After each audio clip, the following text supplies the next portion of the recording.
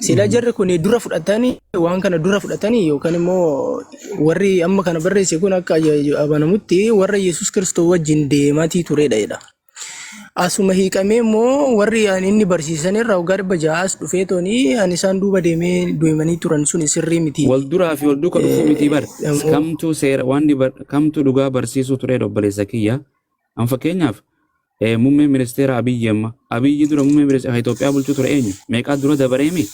Miti? Biyya biraati moo Itoophiyaa matanirra muummee ministeeraa ta'an? Itoophiyaadha. Gobas. Okay. Seerri gartee jara kanaa hundi tokko jettee yaadda. Mililiki Hayilamaariyaam Sillaasee. Thank you. Biyyi tun biyya biraati moo biyyuma tana?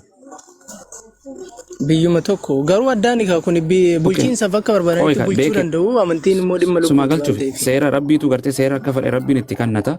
Yoo fedhe gariidhaan waggaa 30 soomana gariin gartee amata jedhaan olii galee seera keessatti malee waaqummaan waaqni tokkichuma sanii ka Museen barsiisu ture ka Abrahaam Salamoon Yesuus barsiisu ture kanuma walii galee barattoonni Yesuus Kiristoos kiristaanan turre takkaan isii wangeela raa fiduu hin dandeessu quraana raa fiduu hin dandeessu kiristaanummaa waan namni of biraa eegare walii galee eega Yesuus biyya lafaarraa deemee kitaabban kanaa Yesuus Kiristoos kitaabarra jiru kanaas hin argine barattootuma isaa ka jedhan kun hundinuu irra baay'een isaanii warra qoratee waan jedhee malee barattoota isaan turre.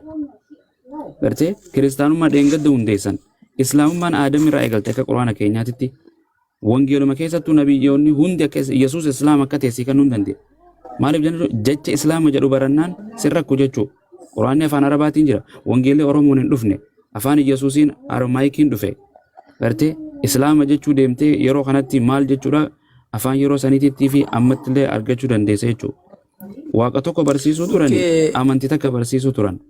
Yani hojii keessa sitti natti tolle fi nan suuta firraa akkana sirraa gabaabsu jira malee hospitaala keessa jira. Ifuma akkanaa ta'uuf beektaa yeroo Nabi Muhammad waggaa 40tti nabiyyummaa rabbiin kenneessanii amma waggaa 40tti inni nama amantii ture moo yoo nama amantii ture maal kitaaba maaliititti amana ture inni yeroo sanitti? Da bareeda. Yeroo san dura kan jiru sila kitaaba amantii kiristaanaati jedhamee amanama. Waggaa 500 maaltu Yesuusii fi isa jidduu jira. Maaliif jennaan nabiyyoonni yeroo ergaman qaban. Maaliif jennaan islaama jechuun waaqayyoof masakamu. Nabi Muhammad maatii saba Arabaa yeroo sanitti jaarraan jidduu dheeratee jidduu Nabi Isaati yookaan Yesuus jidduu dheeratee inni nu yeroo san hin dheeranne jaarraa dheertu waggaa 500 jidduu jirtu kanatti argame innis maatiin isaa firri isaa hundi waaqayyoolii tolfama mana keessaa qaban waggaa 40tti ergame yeroo kana achitti ergame achi dura dhiisee waaqa tokko waaqayyoolii biraa waan isaan waaqessan kana hin waaqessu ture Nabi Muhammad hin fudhanne isaaf fudhatamuun turre qalbuma isaatiin laphee isaatiin dhiisee gaaratti biraa gare gartee waaqa tokkicha uumuma gartee akka Oromoon waaqeffataa jettee kanamatti waaqessitu dhiisee waaqatti biraa gale jechuudha gaaratti achitti ergamaan itti dhufte Yesuus Kiristoosis waggaa 40tti waggaa 30tti ergame bar maal godhuu ture waaqa kam lallabuu ture Yesuus Kiristoos waggaa 30 irraa hojii kana gartee ergaan itti dhufte dhugaan waaqayyoodhaa itti dhufte gartee uummata deemsa saba Israa'elitti erguun akka wangeelaatitti illee Yesuus Kiristoos waggaa 30tti tajaajiluu garbicha rabbii ta'ee tajaajiluu ture nabiyyoonni hundinuu akkasuma jechuu walii gallee maaliif jennaan uumamaan namni hundi islaamummaa irra dhalata jedhan waaqa tokko waaqessu irratti maatii fi firoottaniitu irra nama jijjiira jechuu ibnu yoo deebi'e ibnu nasi amma maaltu natti intini teessite amma nama waa'ee nabi Isaa fudhatte 30 irraas nabiyyummaa ta'ee ani jedhu garuu hamman dubbisetti hin beeku garuu inni akka musliimoonni hidhanittis Yesuus Kiristoos yoomirraa gartee tajaajila isaa eegale soddomi amma 33tti jedhama garuu namichichi yookaan Yesuus Kiristoos 30tti hojii gartee rabbii tana gartee waaqayyoon lallabu argamummaa isaa lallabu waggaa 30 irraa eegalee lallabe waggaa 3 lallabe achi booda gara waaqaatti ol fudhatame waggaa 3 fi garuu karoora nabiyyummaa rabbiin hin kenninee fi akkamittiin hafuura Jibriil irraa ruhii rabbi irraa taate jedhameetu ni dhalatere Yesuus Kiristoos insan otoo waggaa 30 qofaaf kan ergamu ta'e maaliif wangeela qabda duba akkamittiin si hojjaasame ragaa akkamittiin si kan waan hin qabne yaada keetiin ati deemta kitaaba gabbuufadhuuti baayibilaa fi quraana buufadhu ragaa wajji qabatamaan deemna akkanatti boruus dhufteetu waanuma irruma deddeebita jechuudha. Waan dhageessanatti himu jirta malee waan ijaan dubbiste amma ragaa akkana hin jedhi quraana sii kana hin qabdu. Baay'ibila irraa sii kana hin qabdu. Ani lakkoofsa kana boqonnaa kana jechuu baadhuu malee amman quraana irraa isi Hin dhageesse malee hin beektu. Amma waan sii himu kana hunda maal eessarraa dubbiste mee kitaaba? Waan jettu kana eessaa dubbiste? fakkeenyaaf amma kana nama dubbisee tiraanisleet godhee toni quraana irraa isi nabii sanii ilma namaa hin dhashine jibriilitu hafuuratti baafatee jedha. Yeroo hafuuratti baafatu sanuu nabiyyummaadhaaf isa kaa'eeti moo hamma waggaa 30tti maaltu isa tursiisee jechuu barbaade tanani. Laa waan hin jeebar amma kan Yesuus Kiristoos kanaas gartee ministeerii isa inni jechuun yeroo itti eegale Yesuus Kiristoos itti eegale amma wangeela gadi hin buufanne quraana aappii buufattee jirta maalirraa dubbisuu turte amma kun dhibee beektu. Quraana aappii irraa hin dubbisaa ture garuu lakkoofsa boqonnaa akkanaati jedhee yeroo baay'ee waan seef hin gooneef malee wanta akkanaa hin jiru isin jechuu barbaadetani. Quraana irratti amma ruhii rabbi irraa taate jibriilidhaan nabi maaramii irratti nabi Iisaan akka dhalatu goonee jira waan jedhu kanatu jira natti fakkaata.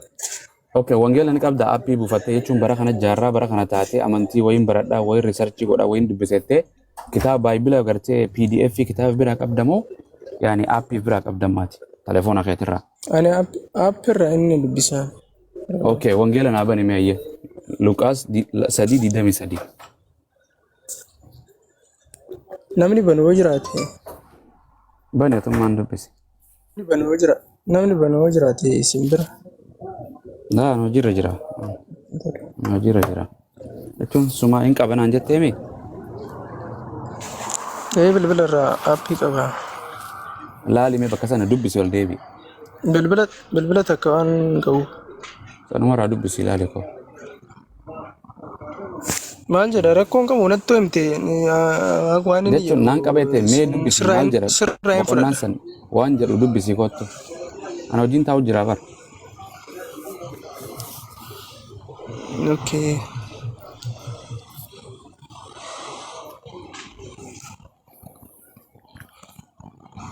Amma dubbisee dhufa moo jechuun dubbisi amma dubbisiiti Luqaas 3:23 dubbisi kottu.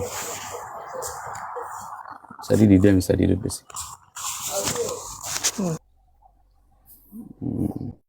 Assalamu alaikum jarri biraa jirtanii boo. Jechuun gaaragaan deemna si akkanumatti hin ta'u akkanuma ofirraa haasa'uun yaada isaatiin haasawa. Rakkisa namni aappii fi quraanaa fi wanni qabdan kiristaanii akkasii kottaa malee akkanuma sammuu keessaniin amantii feetee hordofeetu qabaadhu qabaatiin amantii kana lamaan adda baafachuuf kitaaba lamaan kana qabaachuu qabda. Bitattee takka aappii buufattee. Nuti waliin haasa'uun nama rakkisa. Assalamu alaikum. Alaikum salaam. Sheeka akkam jirtan? Nagaa jirtanii? Akkam jirtan?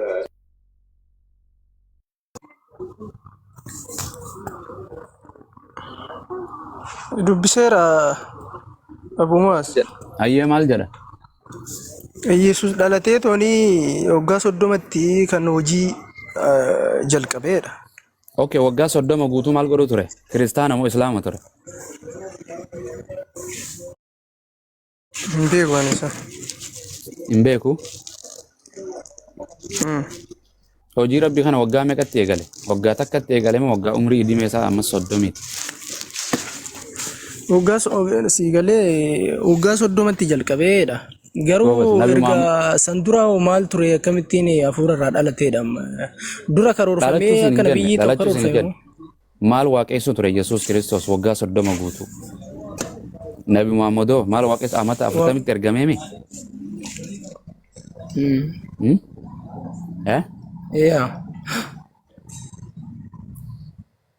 Nabi Muhammad Islaamummaa lallabuu ture amata 30 dura? 40 dura? 40 dura hin beeku waan lallabuun ture. Akka natti fakkaatutti yookaan akka amma san wanni jedhetti kanuma Abrahaam faan Musee faan itti amanan sanitti kitaaba yeroo san isaan dubbisanii turan natti. Yoo kitaaba san hin dubbisne takkaatu Nabi Muhammad kitaaba hin dubbisne akkanuma kitaaba waggaa 100 meeqa jidduu jiru amata 500 amata 500 faa jidduu jiru maal waan jedhan Yesuus Kiristoos kitaaba kam dubbisuu ture? Inni kanuma Abrahaam faa dubbisaa ture natti fakkaata. Kitaaba Abrahaam kam eessa walitti dhiyaatan? Eessaa fuudhee dubbise? Hin jiru wanni kana yeroo sanitti Okay, yeroo sanitti insa maaloo dubbisaa Jarri jirtan qawwee namni haa galanii mee ana hojiirra na yaamu jiranii. Ana hojii keessa jiran natti hin tolu. Ibnuu faayyoo deebanii naasoftanii inshallah. Ibnuu jirtanii? Hello. Assalamu alaikum Abu Musa. Waalaikum salaam wa rahmatullah. Agee mo nama biraatu gaazexaa yana hojii keessa jira. Hin tolu. Si argachuu kiyyaa fi baay'een gammada. Yeroo baay'ee barsiisota kee waan ati barsiiftu yaadota ati kennitu hordofaan ture. Ani amantaa biraa keessaan yeroo gabaabaadha kan ani shaadaa qabadhe. Yoo baay'ee amma akkas gara baatii 5-6 akkasidha. Mashaallah. Bagara bisi laafise. Islaamummaan ifadha. Amen. Islaamummaan ifadha. Islaamummaan waan hundumarra nuni waggaa baay'ee fi umurii daa'imummaarraa kaafnee Ala dubbadha anaa saunaan tolu. balaaleffachaa turre. Har'a ifa guddaa arganneerra. Mucaa kanaaf deebii laachuudhaaf waan inni amma waliin dhahaa ture kana deebii kennuudhaafanii galee amantii sana keessallee waan an tureef ibsuu fi barbaadee fi tananii Yesuus Kiristoos gaaffii nama gaafatirraa kaasee otoo waggaa 30 hin guutiin eessa ture maal ture isa jedhuu fi akka macaafa qulqulluun jedhutti deebii yoon deebisee fi Yesuus Kiristoos haadhasaa Maariyamin tajaajilaa akka ture barsiisota adda addaa warri saduqoonnii fi farisaawonni mana amantaa yookaan mana sagadaa keessa yeroo turanitti deemee isaan gidduutti illee macaafa adda addaa akka inni dubbisaa fi ture in ibsa. Yesuus Kiristoos gaa maatii isaa wajjiniin jireenya gaarii hariiroo gaarii akka dabarsaa turee fi gaafa umuriin isaa waggaa 30 guutuu gara tajaajila adda addaa lallaba adda addaa barsiisa adda addaatti akka inni dhufe ibsa. Kanaaf gurbaan kitaaba hin dubbifne bakkuma isin amma jettanillee dhaqee hin dubbifne akkasumatti waan itti fakkaate haasa'aa jira waan ta'eefanii gidduudhaan seene dhiifama. Ayyee galatoomi rabbi sirraa jaalatu.